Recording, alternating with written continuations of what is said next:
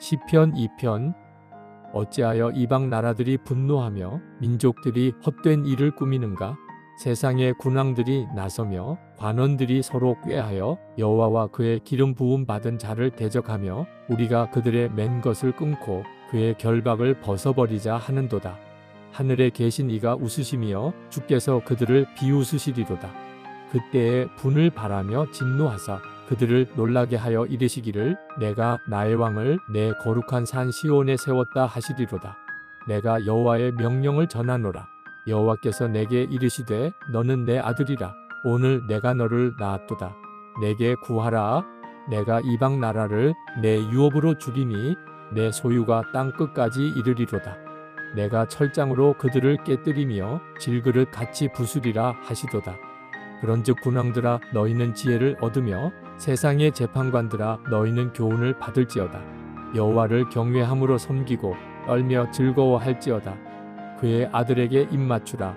그렇지 아니하면 진노하심으로 너희가 길에서 망하리니 그의 진노가 급하심이라. 여호와께 피하는 모든 사람은 다 복이 있도다.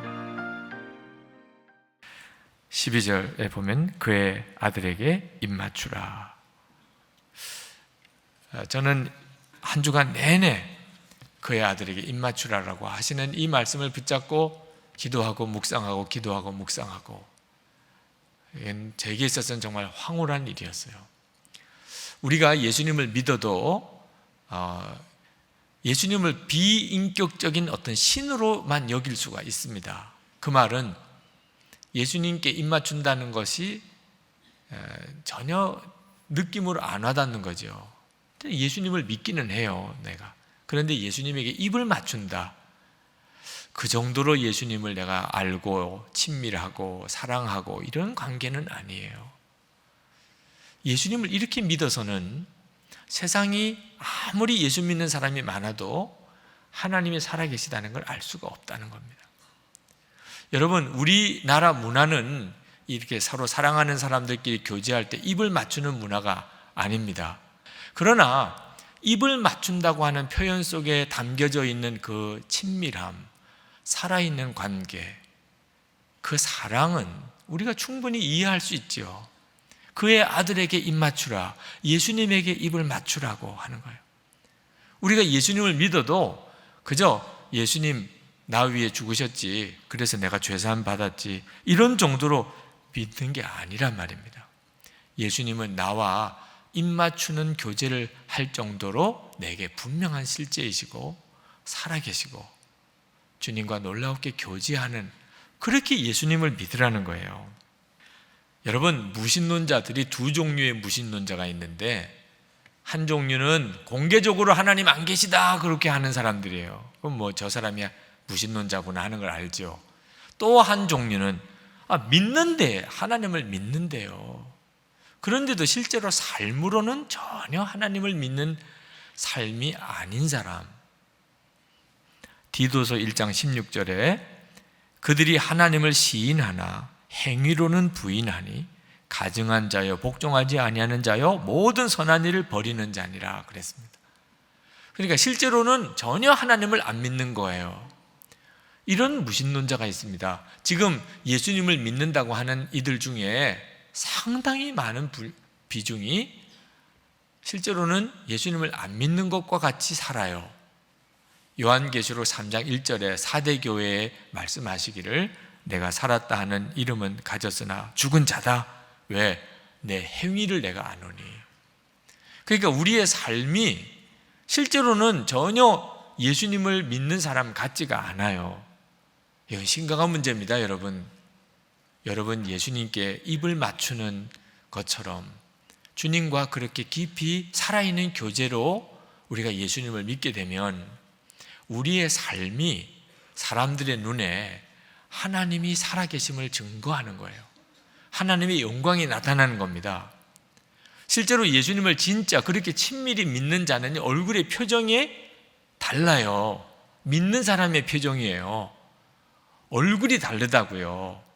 여러분, 어떤 사람이 진짜 어렵고 힘들고 정말 시험이 몇 가지가 겹쳐서 닥쳤는데 얼굴이 너무 편안하고 너무 오히려 기쁘고, 그러면 저 사람 어디 믿는 데가 있나 봐, 이런 생각을 하지요? 그죠? 여러분들끼리도 그런 말 하지요? 저 사람 좀 봐, 지금 저럴 형편이 아닌데 얼굴이 천하태평이네, 믿는 데가 있나 봐요 어디, 그러죠? 그렇게 되어야 하는 거예요. 어디 진짜 믿는 데가 있나 보구나.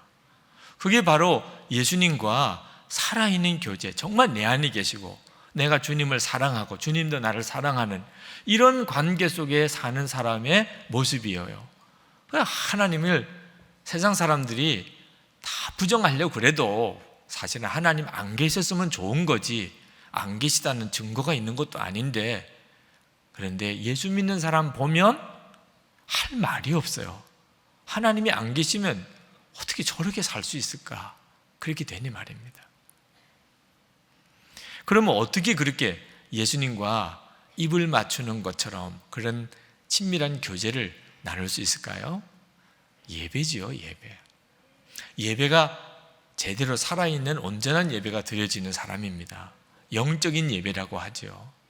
여러분 오늘 다 예배 드리시죠? 다 예배. 그런데 이 예배 드리는 것도 두 가지인데요, 그냥 설교 듣는 거예요. 그리고 성가대 오늘 참 잘하네, 그리고 그냥 예배당에 앉아 있는 거예요. 누가 예배 안 드렸다고 하겠어요? 여러분들이 어디 가서 나 예배 드렸다 오늘, 누가 뭐라고 그러겠어요? 여기 계셨는데. 근데 그런 예배가 있고 예수님께 입을 맞추는 것 같은 그런 시간을 가졌어요. 이건 전혀 다른 문제입니다. 제가 예배에 대해서 참 잊어버릴 수 없는 경험을 했던 적이 있습니다. 제가 군목 훈련을 받을 때인데, 훈련 첫 한 달은 이제 사병 훈련을 받습니다. 세상에 그런 경험 해봤을지 못했을 정도로 아주 정말 힘들고 어려운 한 달 동안의 훈련을 받는데, 그것도 첫 주간은 제일 힘들어요.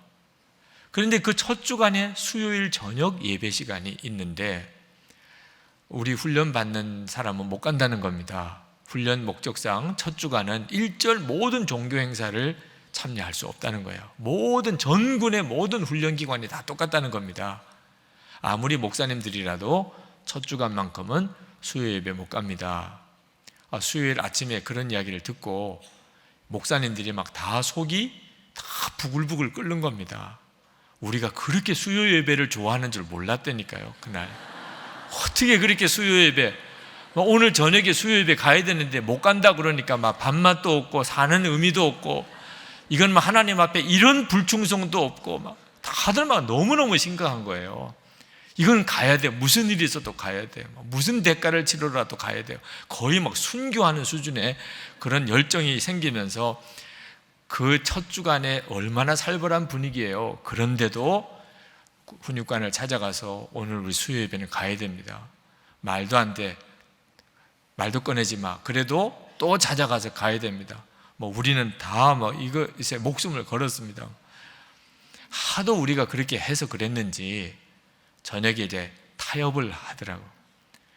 저녁에 종교행사 가도록 은 그러면 허락해 주되 오늘 저녁에 해야 될 일이 너무 많은데 일절 쉬는 시간도 없고, 그리고 청소도 빨리 다 해야 되고, 그리고 끝나고 난 다음에 돌아와서도 할 일이 너무 많고, 그리고 씻을 시간도 없고, 예배당까지 뛰어가야 되고, 구보로 끝나자마자 차 마실 시간도 없이 바로 그냥 뛰어와야 되고, 하여튼 그 정도면 안 갈게요, 이런 조건만 자꾸 이야기를 하는 거예요. 그래도 우리가 처음에 그렇게 막 간절하게 예배 했던 그 심정 때문에 다 감당하겠다, 다 하겠다 하여튼 예배만 드리게 해달라. 그래서 밥도 먹는지 마는지 씻지도 못하고 훈련 다 마치고 그냥 다 그 땀에 절었고 흙에 묻어있는 옷을 입고, 그리고는 바로 그냥 예배당까지 그 먼 길을 또 구보로 막 달려갔어요. 그리고 예배당, 군인교회 예배당 안에 들어가는데 막 그때부터 눈물이 어떻게 흐르는지, 저만 아니고 같이 갔던 목사님들이 막 다 펑펑 우는 거야. 나는 우리 목사님들이 수요 예배를 그렇게 좋아하는 줄을 처음 알았어요. 어쩌면 그렇게 그냥 감격이에요. 예배당이 뭐 너무 좋아서, 찬양이 너무 은혜로워서, 설교가 너무 좋아서 다 아니에요. 어설픈 수요일 군인교회 예배 드리는 시간에 씻지도 못하고 밥도 제대로 먹지도 못하고, 그리고는 그냥 뛰어가서 땀 범벅이 되어 있는 차에 앉았는데 그냥 그 자체가 그냥 감격이고 감사고 눈물이고, 그런 예배를 드려본 적이 없어요. 무엇이 다른 거죠? 무엇이? 내 마음의 예배에 대한 열망이 달랐던 거죠. 오늘도 이 시간에 예배를 드리지만 다 똑같은 예배를 드리는 게 아닙니다. 어쩌면 그렇게 똑같은 순서에, 똑같은 설교자에, 똑같은 찬양대에 그렇게 예배를 드려도 다르다니까요. 여러분 중에 어떤 분들은 진짜 앉았다가만 일어난 분도 계시고, 어떤 분은 예수님과 입맞춤을 한 것 같아요. 그건 본인 자신 안에 주님을 향한 사모하는 마음이 다르기 때문입니다. 우리가 예수님을 믿어도 이제는 정말 내 안에 오셨고, 그리고 나의 예배를 받으실 분이에요. 예수님은. 여러분이 그런 마음으로 오늘 예배를 드리시면, 그러면 눈이 열려버려요. 입맞춤은 사랑을 뜻하지요. 감사를 뜻합니다. 창녀였던 마리아가 귀신에서 노임을 받고, 그리고 바리새인 시몬의 집에 예수님이 계실 때 들어가서 눈물로 발을 적시고 머리카락으로 씻고 향유를 붓고, 그리고 그 예수님의 발에 입을 맞추었어요. 예수님은 그걸 사랑이라고 말씀하셨습니다. 이것이 오늘 우리가 지금 하나님께 드리는 예배예요. 탕자가 아버지 집에 돌아왔을 때 아버지가 탕자를 냄새나는 그 몸을 그대로 끌어안고 입을 맞췄다고 그랬어요. 오늘 이 시간에 우리가 주님 앞에 이런 모습으로 와서 주님과 그렇게 입을 맞추는, 군인이 장수가 왕에게 복종을 표현하려고 그 왕의 신발에 입을 맞추는, 그게 예배예요. 오늘 우리는 그저 앉아서 설교 듣는 게 예배가 아닌 것입니다. 오늘 내가 하나님께 찬송을 드리고 내 준비한 감사의 예물을 드리고 하나님께 내가 할 수 있는 모든 경외하는 내 마음의 중심을 이 예배 시간에 하나님께 올려드리는 거죠. 여러분이 이렇게 예배를 드리면, 그러면 시편 2편 기자가 본 그걸 보아요. 저는 어릴 때부터 수도 없는 예배를 드렸지만 이렇게 예배를 드리라고 배우지를 못했어요. 그저 예배에 대해서 가르쳐 주신 거라고는 떠들지 마요. 떠들지 마. 그게 어릴 때부터 제게 있어서 예배의 제일 중요한 교훈이에요. 안 떠들면 예배를 드린 거예요. 저는 목회하면서도 진짜 예배를 몰랐을 때는 교인들을 성경 공부도 시키고 전도도 시키고 조직도 하고 선교회도 만들고 속회도 만들고 다 했지만, 예배는 저 자신에게서조차 이건 그냥 순서를 진행해 나가는, 설교를 통해서 성도들에게 감동을 주어서 하여튼 어떻든지 교회에 많이 나오게 하는 제게는 일이었지, 그건 예수님에게 입을 맞추는 거하고는 상관이 없었어요. 하나님께서 저에게 문제가 예배에 있다는 걸 알게 해주셨고, 그래서 그때부터 저는 예배가 주님을 정말 향하는 것이고, 그때 군목 시절에 경험했던 그 예배의 감각을 항상 떠올리면 예배는 그런 것이구나. 순서가 아무 상관이 없다니까요. 목사 설교가 어떻고 성가대가 찬양이 어떤 게 아무 상관이 없다니까. 하나님께 드리는 예배 그 자체는 주님과 나와의 관계지요. 정말 예배 드리러 여러분 이제부터 여러분의 기쁨은 예배 드리는 거 한번 그렇게 삼아 보세요. 찬송하고 싶어서 가는 거고, 헌금 드리고 싶어서 가는 거고, 그렇죠? 그러시면 놀라운 일이 벌어져요. 예배가 끝나고 난 다음에 나올 때 어쩌면 모든 게 그렇게 다 달라지죠. 세상은 콩알같이 작아지고 하나님은 그렇게 커 보여요. 그렇게 문제가 커 보이고 사람이 무섭고 여러 가지 시험 때문에 마음이 상하고, 근데 예배가 제대로 드려지고 나면 완전히 다 뒤바뀌어 버린다니까. 하나 문제가 안 되는 걸 가지고 고민했었네. 아니 걱정도 안 할 문제 가지고 두렵지도 않은 사람을 왜 그렇게 내가 두려워했을까?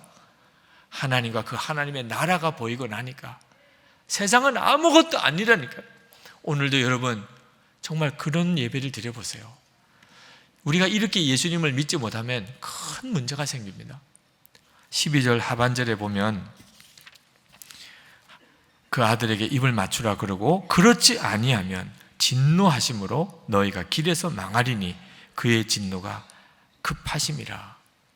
여러분, 하나님과 이렇게 친밀한 교제 속에 예수님을 믿는 이런 성도가 있는가 하면 그냥 입으로 주여 주여만 하고 실제로는 전혀 예수님을 알지 못하는 이렇게 예수를 믿는 사람이 있는데 지금은 다 같이 예배를 드리는 것처럼 보여도 이제 때가 되면 하나님이 알고가 축정회를 가를 때가 오고 그때는 주여 주여만 하던 이들은 다 심판의 자리에 서게 된다는 거예요.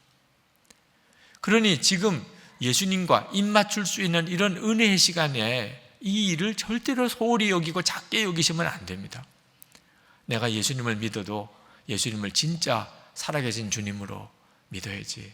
내가 예배 드리는 것을 예배 드려주는 게 아니고 예배 때 진짜 주님을 경배하고 주님을 찬양하고 내 모든 것을 주님께 드리고 그렇게 내가 하나님을 믿어야지. 그렇게 여러분의 신앙 자세를 분명히 하셔야 돼요.